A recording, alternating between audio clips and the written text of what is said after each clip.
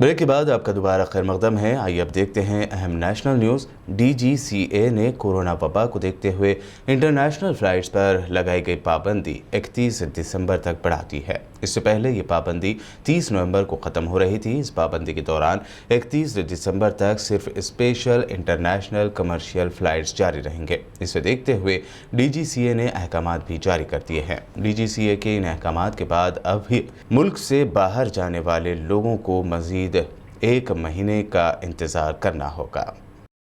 मुल्क भर में आज यौम दस्तूर यानी कॉन्स्टिट्यूशन डे मनाया गया। वहीं आज मुल्क के दस्तूर साज व पहले वज़ीर क़ानून डॉक्टर अम्बेडकर को ख़िराज पेश किया गया।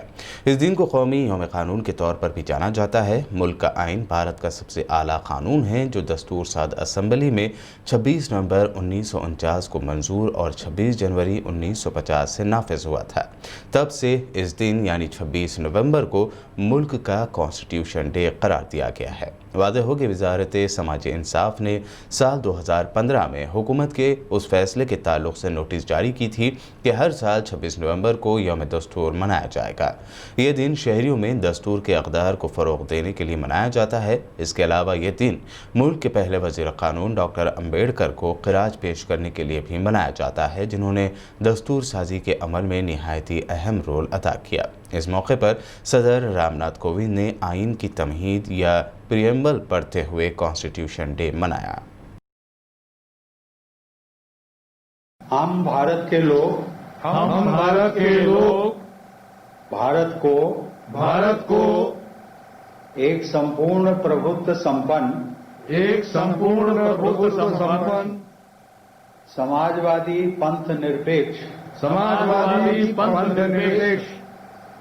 लोकतंत्रात्मक गणराज्य बनाने के लिए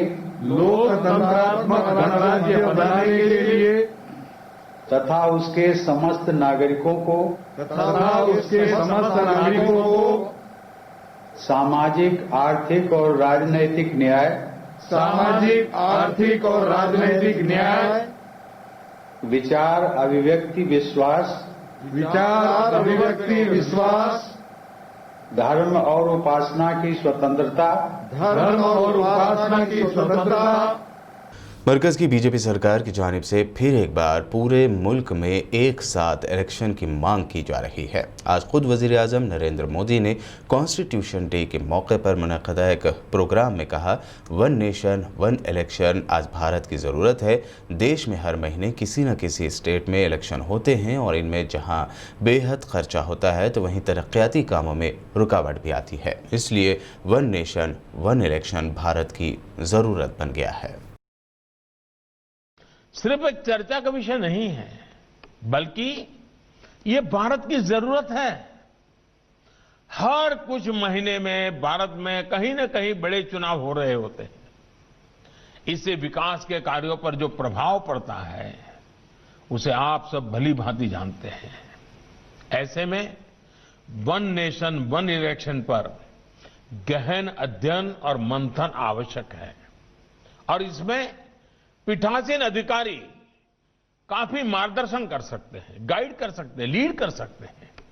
इसके साथ ही लोकसभा हो, विधानसभा हो या पंचायत चुनाव हो, इनके लिए एक ही वोटर लिस्ट काम में आए, इसके लिए हमें सबसे पहले रास्ता बनाना होगा। आज हर एक के लिए अलग अलग वोटर लिस्ट है। हम क्यों खर्चा कर रहे हैं, समय क्यों बर्बाद कर रहे हैं? अब हर एक के लिए 18 साल से ऊपर तय है। पहले तो उम्र में फर्क था, इसलिए थोड़ा वो रहा, अब कोई जरूरत नहीं है। साथियों, डिजिटाइजेशन को लेकर संसद में और कुछ विधानसभाओं में कुछ कोशिशें हुई हैं, लेकिन अब पूर्ण डिजिटलीकरण करने का समय। तेलंगाना बीजेपी ने GHMC इलेक्शन के लिए पार्टी का मैनिफेस्टो जारी कर दिया है। बीजेपी ने अपने इस मैनिफेस्टो में नाकाबिल यकीन वादे किए हैं, जिसमें पुराने शहर हैदराबाद के लिए खुसूसी पैकेज का वादा भी किया गया। मैनिफेस्टो में हर बल्दी डिवीज़न के लिए 4 करोड़ रुपए के बजट को अलॉट करने के साथ साथ बिजली की चोरी के वाक़यात को रोकने के इक़दामात का भी जिक्र किया गया है। इसके अलावा free corona vaccine, free electricity, ladies को फ्री सफ़र की सहूलत जैसे वादे भी किए गए हैं। वहीं 17 सितंबर को सरकारी तौर पर यौम आज़ादी तेलंगाना मनाया जाएगा। महाराष्ट्र के साबिक़ वज़ीर आला Devendra Fadnavis, union home minister Kishan Reddy ने जीएचएमसी का मैनिफेस्टो जारी किया। इस मौके पर बीजेपी तेलंगाना के सदर बंडी संजय, लक्ष्मण, डीके, अरुणा और विवेक वेंकटास्वामी मौजूद थे। फडणवीस ने मीडिया से बात करते हुए कहा कि तेलंगाना की तश्कील में बीजेपी का बहुत बड़ा रोल रहा है। हम समझते हैं कि आवाम क्या चाहते हैं। हमने लोगों से बात की और मैनिफेस्टो तैयार किया। हम लोगों ने यह भी तय किया है कि यहाँ पर जिनका नुकसान फ्लड्स में हुआ है उनको डीबीटी के माध्यम से सीधे उनके अकाउंट में 25,000 रुपए 25,000 rupees will be credited through DBT in their accounts. उनको सीधी मदद जो है वो इस मामले में की जाएगी। हम लोगों ने ये भी तय किया है कि हमारी जो माताएं बहनें, हमारी महिलाएं हैं, उनको हमारा जो ट्रांसपोर्ट है, चाहे वो मेट्रो हो चाहे बस हो, इसमें हम लोग उनको फ्री ट्रैवल की परमिशन देंगे। और ये हमारे जो ट्रांसपोर्टेशन सिस्टम है, इसके साथ हम लोग एक एग्रीमेंट करके उसको जिस प्रकार से सब्सिडाइज करना है उस हिसाब से हम लोग उसको सब्सिडाइज करेंगे, ताकि ये हमारे ट्रांसपोर्टेशन सिस्टम के ऊपर भी बहुत ज़्यादा उसका बोझा न पड़े और हमारी सारी महिलाओं को ये ट्रांसपोर्टेशन सिस्टम में फ्री ट्रैवल करने को मिले। ये भी हम लोगों ने यहाँ पर तय किया है। जीएचएमसी इलेक्शन में बीजेपी की जानिब से पूरी ताकत झोंकने की खबरों के दरमियान असदुद्दीन ओवैसी ने आज ट्वीट करते हुए कहा है कि बीजेपी किसी भी मुद्दे को लेकर तशहीर नहीं कर सकती सिवाय झूठ के। असदुद्दीन ओवैसी के मुताबिक वो यानी बीजेपी जानती है कि मोदी ने हैदराबाद के सैलाब मुतासरीन के लिए एक भी रुपया नहीं दिया है। बीजेपी जानती है कि वो जीएचएमसी इलेक्शन में किस बुरी तरह शिकस्त का सामना करेंगे, इसीलिए वो चाहती है कि हैदराबादियों के दरमियान गलतफहमियां और टेंशन पैदा की जाए। झारखंड की जेल में बंद बिहार के फॉर्मर सीएम लालू प्रसाद यादव की जानिब से बिहार बीजेपी एमएलए को फोन लगाने पर सियासी हलचल तेज हो गई है। बीजेपी एमएलए लल्लन पासवान ने इल्ज़ाम लगाया है कि उन्हें लालू यादव का जेल से फोन आया था और उन्हें महागठबंधन में शामिल होने पर मिनिस्टर बनाने का ऑफर दिया गया। इस इल्ज़ाम के मीडिया में आने और इससे मुताल्लिक लालू यादव का एक ऑडियो वायरल होने के बाद सियासत तेज हो गई है। बिहार में एनडीए और महागठबंधन के सियासी लीडरों ने एक दूसरे पर इल्जामात लगाने शुरू कर दिए हैं। दूसरी जानिब जेल आईजी ने इस मामले में जांच के अहकामात दिए हैं। बढ़ाएंगे वहाँ। अब बताए तुम कल जो स्पीकर का चुनाव है उसमें हम लोग का साथ दो, तो इसका हम तो को बनाएंगे, मंत्री बनाएंगे। कल तो इनको हम लोग गिरा देंगे, समझे ना। हाँ, तो पार्टी में नहीं सर, मैंने क्या पार्टी में है तो एब्सेंट हो जाओ ना। महत्वपूर्ण बात यह है कि ध्वनि मत लिया जाता है और ध्वनि मत में किनकी ध्वनियां घुस रही हैं जो किसी भी सदन के सदस्य नहीं है। आप मत विभाजन होने दीजिए, वोटिंग होने दीजिए, फिर आइए। जेल में रहने के बावजूद रिम्स में बैठ करके और एक गेस्ट हाउस की तरह से रिम्स के डायरेक्टर का घर यूज करके जिस तरह से संवैधानिक प्रक्रिया को रोकने का काम किया है, उसकी जितनी भर्त्सना की जाए वह कम है।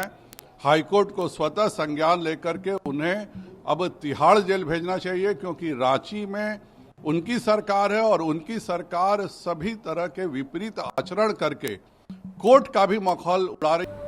जुमेरात के रोज़ मुल्क भर में मजदूर और किसान तंजीमों के कारकुनान मरकजी हुकूमत की मुबैना अवाम दुश्मन पॉलिसियों के खिलाफ सड़कों पर निकल आए हैं और मुल्क के मुख्तलिफ मकामात पर प्रोटेस्ट शुरू किया। बायबाजों की हिमायत याफ्ता 10 सेंट्रल लेबर यूनियनों की कॉल पर मुनक़दा इस हड़ताल में बीजेपी के हामी भारतीय मजदूर संघ शामिल नहीं है। मजदूर संघ ने इस एहतजाज और मुजाहरे को सियासत से मुतासर करार दिया है।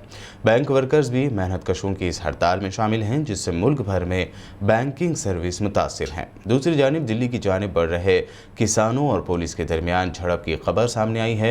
इस दौरान दोनों जानिब से पथराव किए जाने की भी बात कही गई है। वहीं किसानों ने हरियाणा में एक पुल के करीब पुलिस से झड़प के बाद लगाए गए बैरिकेड्स को निकालकर नदी में फेंक दिया।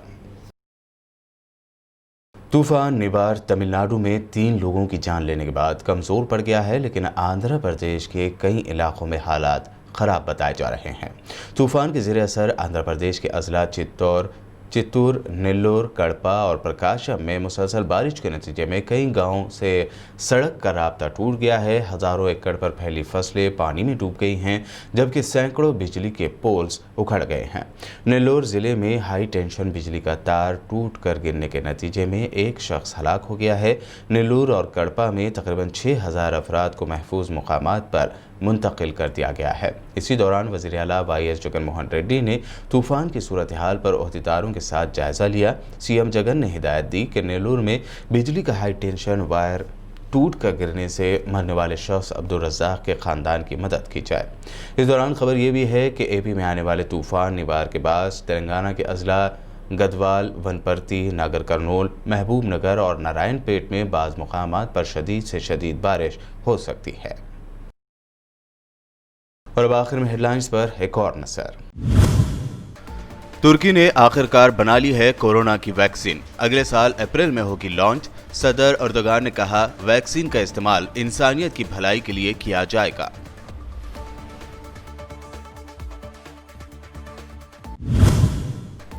ट्रंप ने शिकस्त तस्लीम करने के बाद फिर मारी पलटी। अब कहा, हमारे पास इलेक्शन जीतने के हैं काफी सबूत, दलीलें सुनने के लिए जरूरत है एक अच्छे जज की।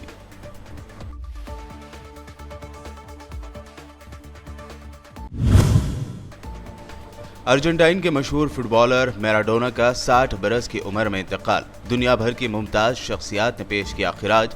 आज़ाद फ़लस्तीन के कट्टर हामी थे मैराडोना।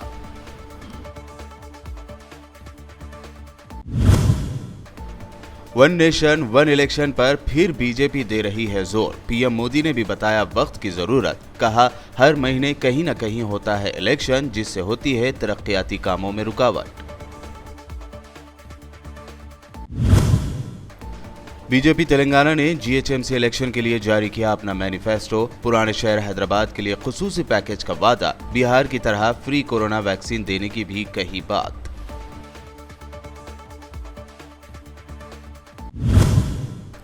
और असदुद्दीन ओवैसी ने किया ट्वीट। कहा, बीजेपी जानती है कि उसे जीएचएमसी इलेक्शन में मिलेगी करारी हार, इसीलिए हैदराबादियों में पैदा करना चाहती है गलतफहमी।